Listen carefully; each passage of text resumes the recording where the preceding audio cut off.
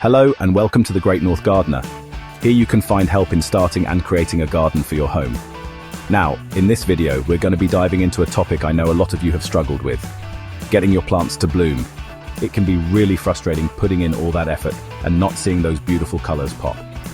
Don't worry though, because in this video, we'll be covering the top 5 reasons why your plants might not be blooming, and more importantly, how to fix them.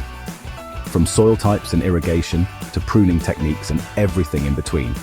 Consider this your ultimate how-to guide for vibrant, flourishing plants. So grab your gardening gloves and let's get started. First up, let's talk about the foundation of any good garden, the soil. Just like we need good food to thrive, your plants need nutrient-rich soil. If your soil is lacking in essential nutrients, your plants simply won't have the energy to bloom. Think of it like trying to bake a cake without flour. So how do you know if your soil needs a boost? Well, you can buy at-home testing kits, or if you're feeling really adventurous, take a sample to your local nursery for analysis.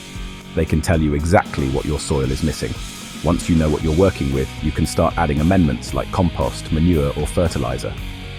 Compost is like a superfood for your soil, packed with all sorts of yummy nutrients. Manure, well, it's basically poo, but trust me, plants love it. And fertilizer is like a vitamin supplement for your soil, giving it a quick boost of essential nutrients. Now don't go overboard with the fertilizer. Too much of a good thing can actually harm your plants. It's like eating a whole tub of ice cream, not a good idea. Always follow the instructions on the packaging and start with a little less than recommended. You can always add more later if needed. Next up, let's talk about watering. Now, I know what you're thinking, Joe. Watering is easy. Just give them a splash of water every now and then, right? Well, not quite. Overwatering and underwatering are 2 of the most common reasons why plants don't bloom. Too much water can actually suffocate the roots, preventing them from absorbing nutrients. It's like trying to breathe with a wet plastic bag over your head. Not fun. On the other hand, underwatering is like sending your plants to the Sahara Desert without a drop to drink. They'll wilt, dry up, and definitely won't have the energy to bloom. So, how do you find that sweet spot? Well, it depends on the type of plant, the weather, and the soil. Generally, it's better to water deeply and less often than to give them a little sprinkle every day. Stick your finger about an inch into the soil. If it feels dry, it's time to water. And remember, different plants have different needs.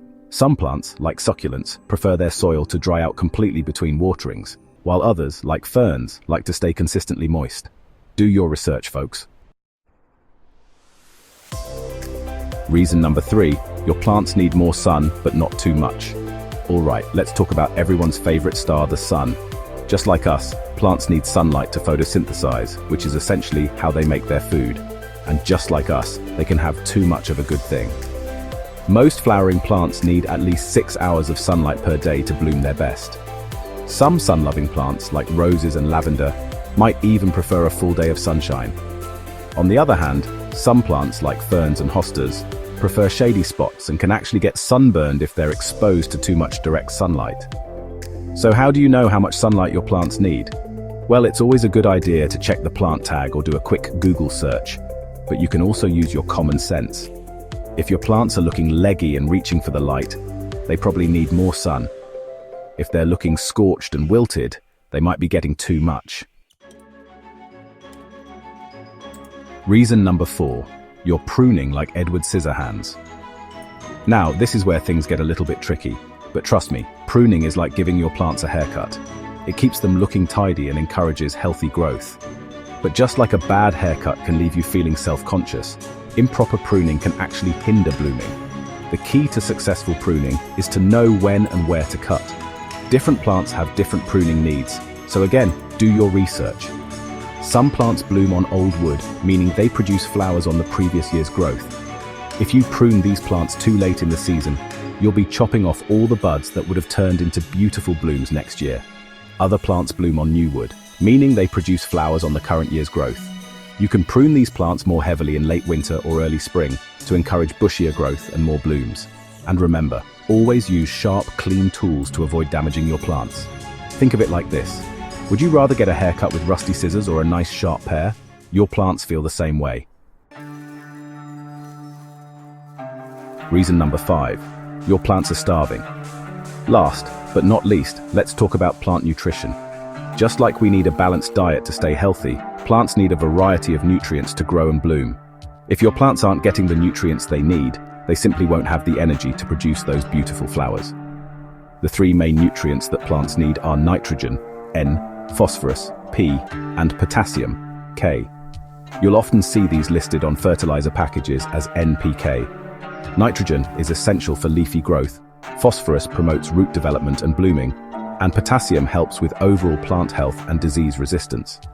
Now, you don't need to become a plant scientist to figure out what your plants need. There are plenty of balanced fertilizers available that will provide all the essential nutrients in the right proportions. But if you're seeing signs of a specific deficiency, like yellowing leaves, which can indicate a lack of nitrogen, you can always supplement with a specific fertilizer. Happy blooming. So there you have it, folks. The top 5 reasons why your plants might not be blooming, and more importantly, how to fix them. Remember, gardening is all about trial and error. Don't be afraid to experiment and see what works best for your plants and your space. And the most important thing is to have fun. Gardening should be a relaxing and rewarding hobby, so put on some music, grab your gardening gloves and enjoy the process.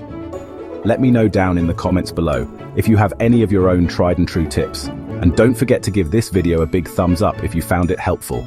And subscribe to The Great North Gardener for more gardening tips and tricks. Happy blooming!